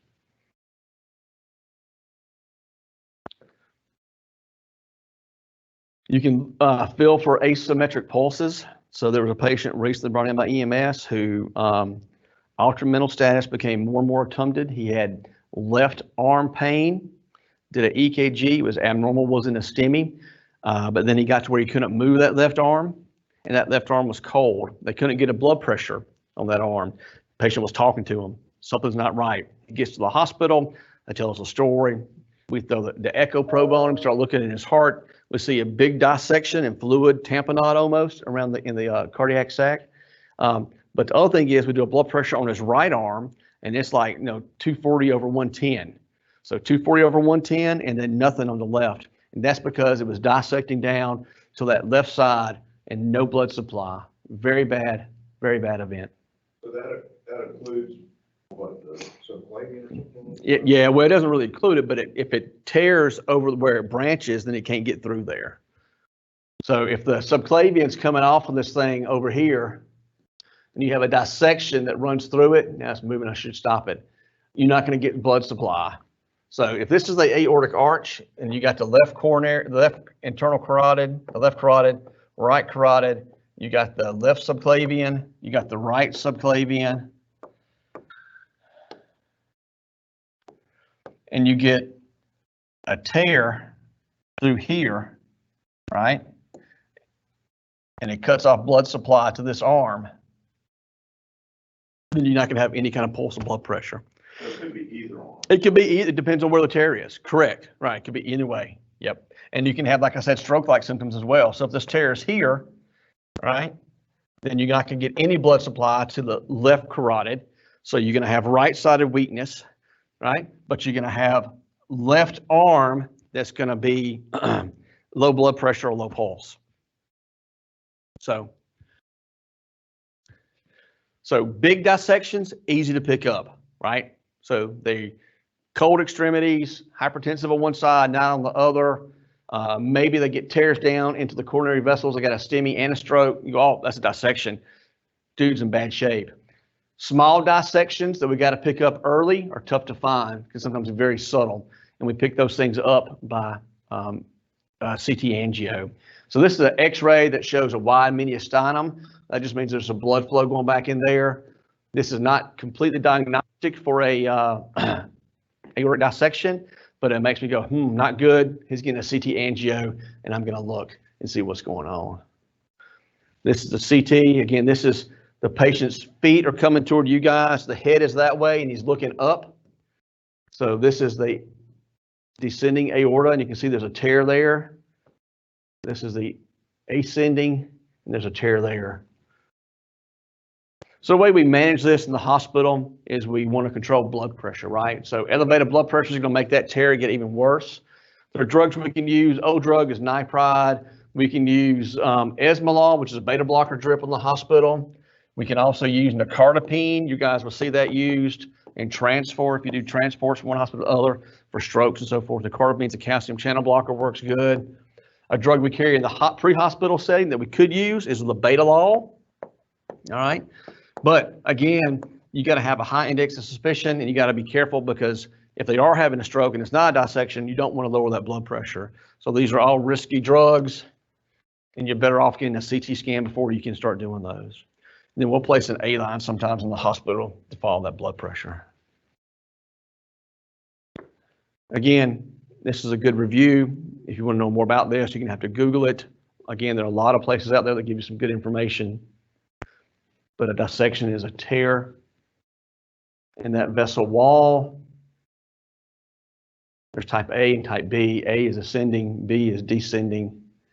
And the way you manage that, obviously, is surgically, but we manage them medically first, which is lower the BP as low as we can without killing them, lower the heart rate as low as we can without killing them, all right, and get them prepped for the OR. So this is a 24-year-old female, had some syncope and some chest pain. She said she was told she had hypertension the other day in a clinic and was started on some blood pressure meds. She's not really obese, kind of young. It's kind of weird. She syncopized twice. Heart rate's 116, blood pressure is soft for an Alabamian. Respirations are way too fast, and she's hypoxic. Glucose is okay. Questions you want to ask this chick: does it ever happen before? Anything make it better or worse? Any health problems? Big thing, this ever happened before? And if so, were you seen by a doctor and what caused it? All right. But other some red flags. She's pretty hypoxic and pretty tachypnic. All right. So for her, I think I have an EKG. So she will get an EKG. Typical 24-year-olds don't really need an EKG. But syncope always gets the EKG, because you think about, are they an AFib, aflutter, are they bradycardic, are they an SVT, do they have a long QT, is there something weird going on that can make that? I don't think a big risk for acute coronary syndrome or STEMI, but EKG will still tell you about electrolytes, torsade risk potential, long QT, things like that. So her EKG is too fast, too slow, or okay, 300, 150, a little bit fast. I'm looking at injury patterns. A little concerning, but abnormal, but not a STEMI. 2-3 in AVF. Okay, V1 through V4. I got this. So why would a 24-year-old have ST changes, T-wave inversions, V2, V3? So that would be posterior. So that's kind of atypical for a posterior MI in a 24-year-old. So what the heck is going on, right? It could be vasospasm. That's not uncommon. Yeah, she could have some kind of weird disease. I know of a 24, 25-year-old male who had EKG changes, minor, and had elevated troponin and was having vasospasm, had a small coronary aneurysm. Again, very rare. You know, we should be concerned for those things, but the big red flag is something else. So go back to this AVR up here, up there, kind of weird. And then the last thing I'm gonna do, look at intervals. PR is fine. QRS is a little bit wide, so I'm gonna go over here to V1. I'm up in V1, so this is kind of a right bundle, not a left bundle. I got a little bit of Q and it's up. So I've got a 24-year-old female who's hypoxic, tachypnic, chest pain, syncope with a right bundle. What could be going on with her? Yeah, so you got to think PE. So hypoxia, syncope, EKG changes, especially right-sided heart strain, you think pulmonary embolism. So go back, talk to this girl. She's actually a smoker. who is on oral contraceptives, which is a big risk for PEs, all right? And she had been passing out and feeling bad for days and went to her urgent care and got on some blood pressure medicines, which actually lowered her blood pressure and made it more of a risk for her to get syncope. So right bundle, we talked about, I look V1, V2 up there, and that's really the only criteria that I use. There are other ones you can look at, but that's the big one for me. So wide QRS, upright deflection, and V1. Causes, obviously, enlarged heart. That's in older people, okay? So folks who have heart failure, folks with chronic hypertension who get left-sided heart failure, get right-sided. You may see a right bundle branch block. Right heart strain is a more common thing that goes back into anything that strains the right side of the heart. So that's the heart. I'm not a great artist. Atrias, ventricles, these are your lungs. If you have bad COPD, you get pressure against that. It's hard for the right side of the heart to pump. So you get right ventricle enlargement, right atrial enlargement. So you get a right bundle branch block. So COPD, asthma, things like that. People will aspirate. Sometimes pulmonary trauma will cause it as well. But in a young female who's otherwise healthy, I think a big blood clot that causes a right heart strain. So you get acute right heart strain and you get right bundle branch block. And again, we kind of talked about vectors earlier. SA node, AV node goes down. This is stretched out. So conduction through here slows. So V1 conduction gets a big positive deflection because it takes forever for that to go through there. Sometimes it's a wide deflection, but it's there. I guess I should say it that way. We'll talk more about right bundles next time. And then we talked a bunch about left bundles. I'm not going to do any more vectors because I'm tired. So this is a typical right bundle. You get upward deflection and that goes up and it pulls this down. So T-wave inversion, ST depression in a right bundle is actually normal. So she's not having a big posterior MI. Well, she's got this bad heart strain and right-sided hypertension, right-sided pulmonary hypertension. So we'll talk more about right bundles next time. I want you to kind of remember the left bundles, but syncope, shortness of breath, tachypnea, right-sided heart strain is a PE until proven otherwise. That's your classic pulmonary embolism. So undiagnosed, it was the big silent killer. It's the big diagnosis of the past decade. That's why everybody that goes to the hospital gets blood thinners when they stay in the hospital. A lot of folks die from it every year. Okay, so I always keep it on your differential for these folks. Risk factors are prior history, recent hospitalization, folks in nursing homes, folks on long plane trips. Pregnancy is a high risk. Recent surgery. Anybody with cancer and is now dyspneic and tachycardic, we think PE until proven otherwise. There's some folks who have hypercoagulable states. We won't talk about that. People who have recent central line, dialysis patients, patients on chemo, patients with PICC lines for antibiotics, any kind of long bone trauma. And then this is a big one, oral contraceptives. The other thing I see is guys that are doing testosterone supplementation, high risk for PEs as well, especially if they smoke. And then lupus connective tissues. And of course, we don't see anybody that's obese in the deep south. So that's not really a big one for us. Hey, Doc, can you talk a little bit about DVTs and how that leads to pulmonary embolism? Yeah, so a pulmonary embolism is just like a DVT, right? So if you got, those are the femoral veins coming back into the aorta, to the vena cava, and it goes to the right side of the heart, right atrium, right ventricle, and then lungs, all right? So if you got a clot in your leg, a deep vein thrombosis or blood clot in your leg, because you're pregnant, recent surgery, all right, you have a history of cancer or something, and your blood's extra thick, you get a clot here, that clot can break off, float up, and go to the right, and go to the pulmonary, to the pulmonary vessels. So a DVT is a PE waiting to happen. That's why we treat DVTs for the most part.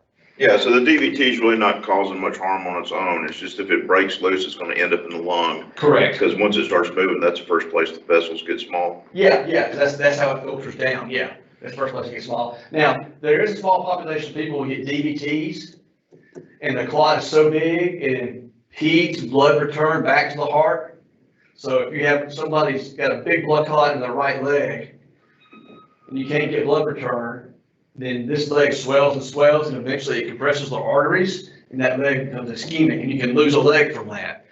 That's rare, maybe 10% of the people, but it is a complication. The bigger complication is going to be a PE.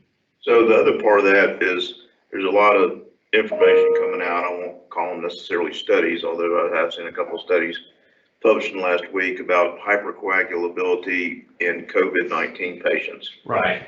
Have you noticed any increase in pulmonary embolism or other thrombolytic? I have not personally. I've seen some of the posts. Again, all the data with COVID, in my opinion, is real time, so it's not going to be super accurate. I think in another 6 months, another year, we'll have some data on that. But right now, it's really hard to say. It really is. And I'll say with the COVID, you'll have people that come in with COVID who also are gunshot wound victims, traumatic brain injuries, STEMIs, strokes, because COVID's in the community. Just like you have somebody that comes in with a cold who may have a dissection. It doesn't mean they're related. So we got to have better data, and it needs to be more than just real time. So maybe in a year we'll know, but couldn't tell you now. So history, we've kind of talked about a little bit. There's some scoring tools we can use out there, who's high risk for having DVTs or PEs. The more common is the PERC. You can Google this, do PERC MD Calc, and it kind of gives you an idea about who's at risk, age, heart rate, SATs, leg swelling, prior PE, and it kind of tells you, are they high risk for a PE? The way we determine or diagnose PE, though, is basically we get a CT angio.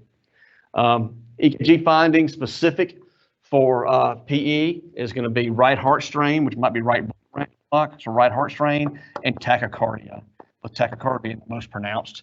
And most of the patients we take care of in the ER are pre-hospital or tachycardic. There's something called the S1, Q3, T3. That's at about 25%. That's that classic finding. You get a S in 1, a Q in 3, and an inverted T in 3 as well. But that's only about 25%. So the history, your exam, is what makes it. Tachypnea, hypoxia, risk factors, and tachycardia is a PE. So the way we diagnose this is CT angio. Sort of like same thing for the dissection, except here we can see a big blood clot in those pulmonary arteries. Same thing here. This is a CT looking forward. The black should be nice and white. There's a big clot right there. Same thing. Old school, somebody who was having a PE, acutely ill, hypoxic, can't get better with supportive care, IV fluids and oxygen. They do surgery, remove that clot. But just imagine the risk of opening somebody up and pulling a clot out of the pulmonary artery did not turn out too well for them. So the things that we could do now, we do heparin, which is a blood thinner. So it makes that clot not get worse. And the hope behind that is that the clot will start to be reabsorbed and they'll get better. We can do Coumadin, which is an oral anticoagulant. I say meh. I'm not going to do that in the ER. They can get heparin. There are 2 doses of heparin. There's a dose for heart attacks, which is like 4,000 units, and then about 1,000 units an hour with the 4,000 unit bolus. For blood clots, it's a weight-based dose, but I usually end up giving almost twice as much. I usually give about 10,000 units and then start at 1,000 units an hour, because most of these folks don't go to the cath lab, and I really don't want that clot to get bigger. They need oxygen, duh. Sometimes they need supportive care, such as norepinephrine. And then now we're doing a lot of thrombolytics, especially at your tertiary care centers. So we give TPA, just like you do for strokes and heart attacks, clot busters. If you think about it, anything you give, any medicine you give, is going to go through the lungs, so it works pretty good. Not the same dose. We also have cardiologists now that go in and do a heart cath, but instead of going into the artery, they go into the vein, and they squirt TPA into that pulmonary artery that way. So there are things that we can do for that without surgery now, which is a lot better, and it's really making a big difference, saving lives. The key to this, though, is you got to recognize it, you got to make that diagnosis. So if you're pretty sure in the pre-hospital setting you got a PE, Yeah. do those patients develop pulmonary effusion or pulmonary edema? Is there like? No, not initially, no. So I've seen people who've had PEs that did not come into the hospital for weeks later. And because of that PE, part of the lung dies off, they get a necrotic lung and they get a big pulmonary effusion and it almost looks like a pneumonia or some kind of weird heart failure or cancer in there. But acute PE should not cause congestive heart failure. They cause hypoxia because there's no blood going to that part of the lung. What gets you is, if you think about, you got two lungs, and again, forgive me for my drawing. If you got the blood clot that's just in the right lung, most folks do okay with one lung, right? So they look ill, they don't feel good, they usually don't die. If you have somebody that has a big saddle embolus, so the clot's right there as it comes out of the heart, and it cuts off blood supply to both lungs, then you're hosed. So a classic finding is somebody has a big PE or DVT, it breaks off, goes to the heart, comes out, they get a saddle embolus, they become blue, hypoxic, no blood pressure because blood supply is just stopped, right? They syncopate, they hit the ground. A couple seconds later, part of this clot breaks off, they get some perfusion. So that's why syncope and chest pain, I think PE, especially if you have dyspnea after that. So PEs are bad. So we had a question, somebody texted me. Sure. It's kind of along the same lines. So would nitroglycerin have any value in pre-hospital treatment of a recognized PE? No, I would say no. Yeah. I think it'd be decreasing preload. Does increasing preload help? Yeah, maybe, maybe not, but decreasing it is not going to help because if they got bad PE, they're going to be hypotensive anyway, and then more nitro is going to make that even get worse. This is another 12 lead, a right bundle, a little bit different. It was a bonus. We're running low on time, so we won't talk about it. You see with this right bundle, though, that there's not much difference. No ST changes here. So we'll talk about this one next time. So pneumothorax is another one. History of this is obviously going to be pleuritic chest pain, dyspnea. You think about chest trauma, that first picture we saw, if you have signs of chest wall trauma, sub-Q air, that's a big hint you got pneumothorax. Folks with COPD get blebs, they get out pockets in the lungs that cause weakness. Those things pop and they get a pneumothorax. And then you got some folks that are prone to this, young, long, thin body habitus.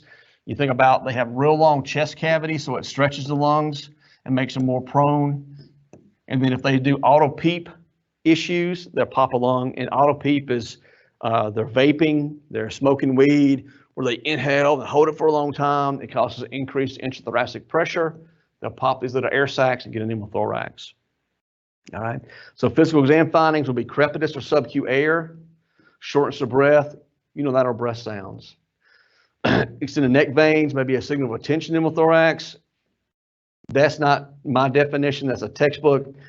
My experience is most folks who have a tension pneumothorax, and if it's from trauma, they're going to be hypotensive and volume down from blood loss, so you might not see that. So tension pneumothorax, this is first off a simple pneumothorax. So you see you got lung markings here. That's your heart. And this is the lung. Looks nice and cute. This is all air. So the way I fix that is I put a chest tube in, or I can do a pneumocath, which is like an IV catheter, and hook it up to suction. If there's no trauma, this is COPD or something, I'll do that. That's a lot nicer. Now, a tension pneumothorax on x-ray looks like this. We really shouldn't see a lot of these. This is the lung, the heart somewhere in here. All right, this is a big infiltrate. He was sick and no lung tissue here. So this is a tension pneumothorax by chest x-ray, and you see tracheal deviation. Clinically, you're not going to see tracheal deviation. One, most Alabamians have fat necks, tough to see. Two, tracheal deviation is a late sign, and you see it on x-ray. And you see it when you go to intubate somebody. So if I'm intubating somebody, I'm like, where are the cords? And I reach around for cardiac pressure and I start feeling and I have to move it over. I think, oh crap, they may have a tension pneumothorax because they got tracheal deviation. But just looking at them on scene doesn't give you a lot of data. The way you determine tension pneumothorax in the field or in the ER is they have a reason to have a pneumothorax. So GSW, knife wound to the chest, baseball bat, blunt trauma, car wreck. They have sub-Q air, crepitus, bony injuries to the chest, okay? I think they have a pneumothorax. Maybe they got diminished breath sounds. And now they have signs of tension. And tension is defined as hypotension with altered mental status or cardiac arrest, all right? So in the past, we talked about a BP of 90 or a BP of 70. In reality, I don't want you checking the blood pressure 15 times, seeing if it makes it, right? Well, the blood pressure is 78, it's not low enough to be a tension pneumothorax. If they're altered, hypotensive, and signs of a pneumothorax, they have tension, okay? New protocols come out in June. This will be a category A procedure. And again, but they gotta have a pneumothorax clinically by mechanism of injury or signs, and then signs of tension, which is hypotension and altered mental status or cardiac arrest. Hey Doc, how do you feel about judging general blood pressure off of a peripheral pulse? So they got real weak or absent radial pulse, they got mechanism of injury for pneumothorax, and they have altered mental status. Is that somebody that you'd Yeah, so if I got a guy laying there that was shot in the chest, or let's say was hit in the chest with a pipe and now he's got crepitus and sub-Q air, he's altered, he's got a glazed look, I'll reach down, he doesn't have a radial pulse, but I'll reach up and he's got a carotid, and I think he's got a pneumothorax, I would say that he has a tension pneumothorax at that point. Yes. Okay. Now, that being said, you don't start putting needles in every pneumothorax. You only put needles or needle decompress and tension pneumothorax, okay? And you do it to save a life, all right? My plan was in March to do a lot of this to cadaver lab. We couldn't get into March, so this would be hopefully late June or August we'll get that done. If you've never done a chest decompression on a cadaver or a real person, you need to sign up for that, and we'll talk about that in detail, okay? So in the ER, chest x-ray, kind of definitive for a pneumothorax.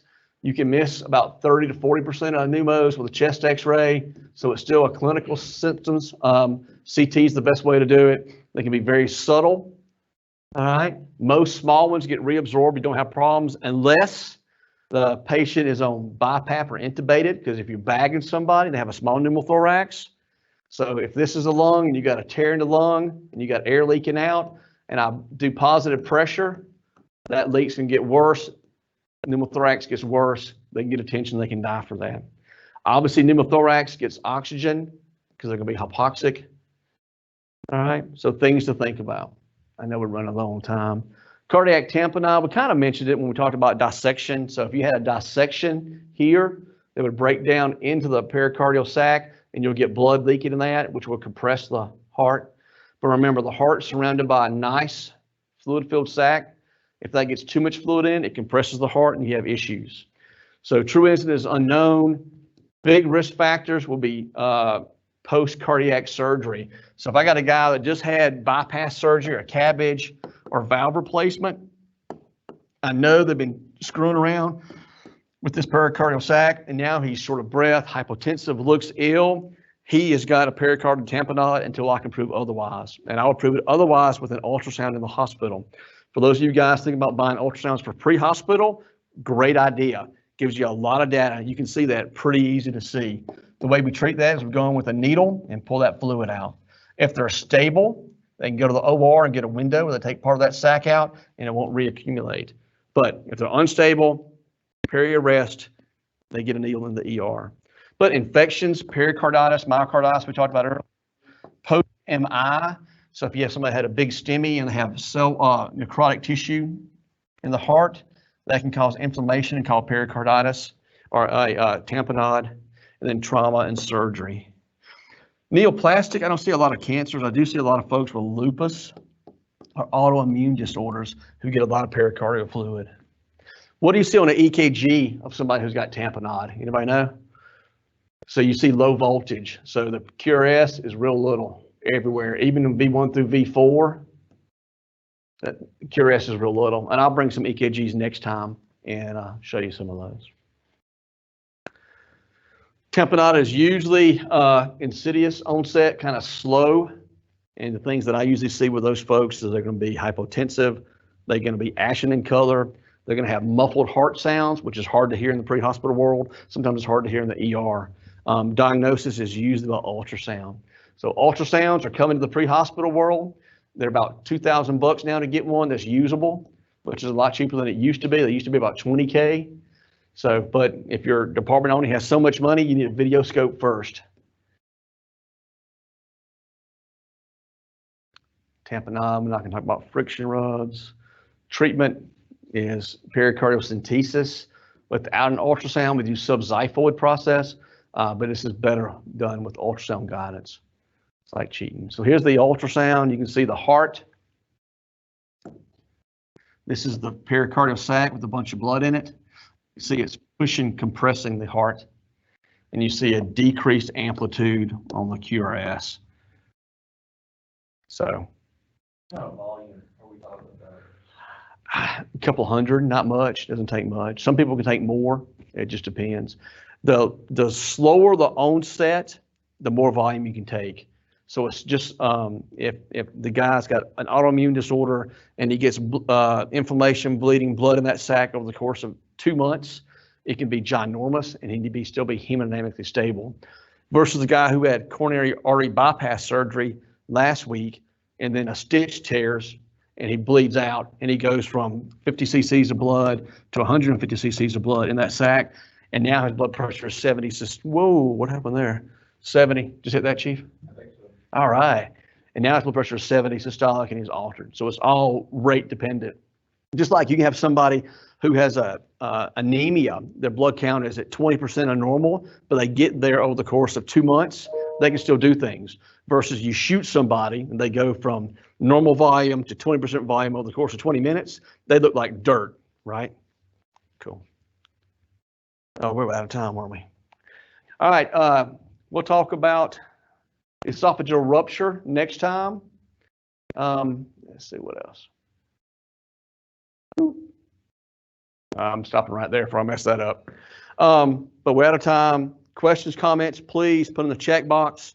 You can email me. My email address is on the Facebook page. If you have questions about anything I said, if I said something that was inappropriate or sounded wrong as far as patient management, I make mistakes, shoot me an email so we can correct that.